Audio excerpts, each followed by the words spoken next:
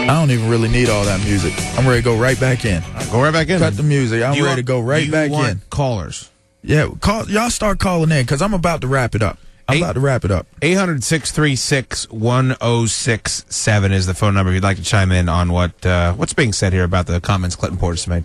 Now, I made these points, and I said I want the youngsters that are out there that are listening to take this and apply it.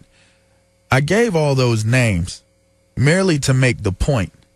I was never, ever, nor will I ever be intimidated or what was the word that was used? I felt competition. Yeah, maybe insecure. Look, that will never be what I am. That's not what I'm made of. That's not what I've come from.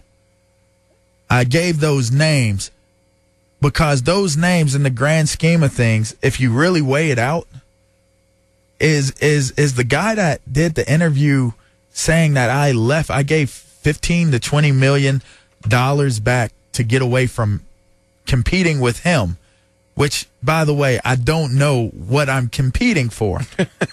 Let's be clear on that. I don't know I'm not clear on what it is the competition was, especially when I would restructure my contract to bring guys like Lavernius Coles in here.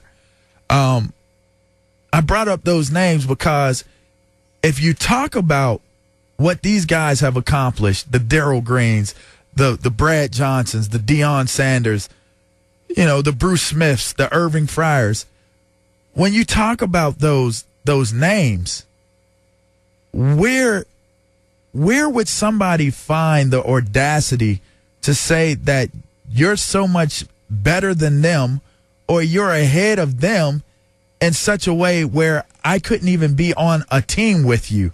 I'd actually give money back to get away from you, which brings me to my next point. So let's clear up the whole me leaving D.C. whole thing. Let's clear that up. Everybody knows there was a contract situation. Okay. The situation took an ugly turn. Okay. That's what it was. All right.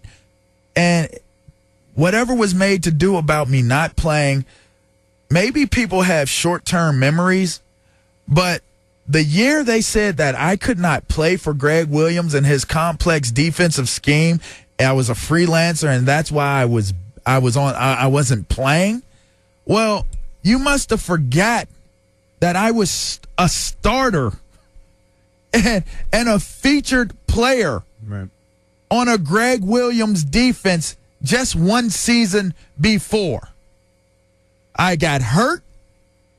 The injury kept me out for the rest of the season. I was not benched.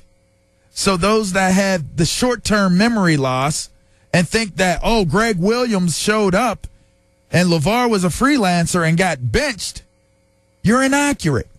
LaVar was a starter in Greg Williams' defense and got injured. Now, when all these hidden agendas started coming out and heating up and different things were coming out into the media, because at this time, the contract situation had not become public knowledge yet. And it was for a reason, because individuals were trying to not let this become a public information situation, because I did not want to have to leave D.C. So let's be clear on that. When everything transpired and all this stuff took place, ironically enough, for Clinton to say that it was about the money and people were making money like LaVar and this and that, I was still the highest paid Redskin on this team. I was still, with a contract situation, I was still the highest paid Redskin on this team.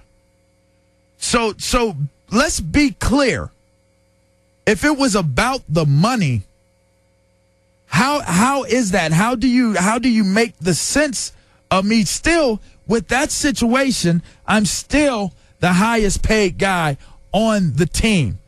It was never about money with me. It was the principles involved with what was going on. I gave everything for this team to win. And when I mean everything, I gave everything for this team to win. Everything. So to be accused of being a leader because of the money makes no sense to me.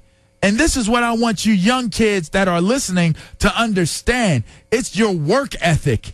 It's your ability to make somebody better.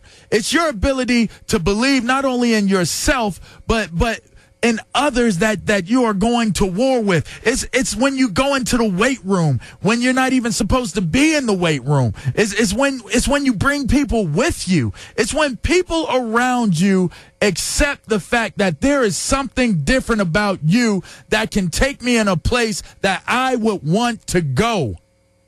And people follow. That's what a leader is. That's what you should strive for. That's what you wrap your mind around. I was a great leader when I played for this team. I don't care what anybody says. I was a great leader because I was a great follower. Understand what I'm telling you. For the message that I'm sending right now is for someone who will be a great leader in the future, because somebody wasn't sitting here trying to go back and forth about minute situations, minute issues, but representing us wrong, representing the football players of the National Football League wrong, representing the Washington Redskins wrong. This is the message. I followed Champ Bailey. I followed D. Green. I followed Marco Coleman. I followed Bruce Smith. I followed those guys. You know why? Because they were great. They were great. And I took the time to learn what made Deion Sanders great. I took the time to understand what made those guys that I watched play in front of me. I took the time to understand what made them great. And I applied it.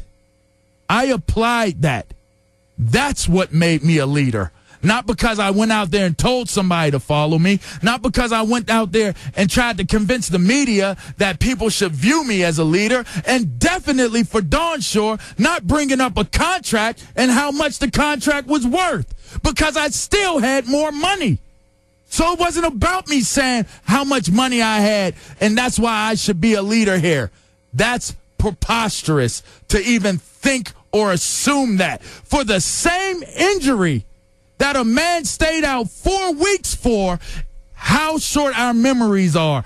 I had the same injury, knocked unconscious in a game.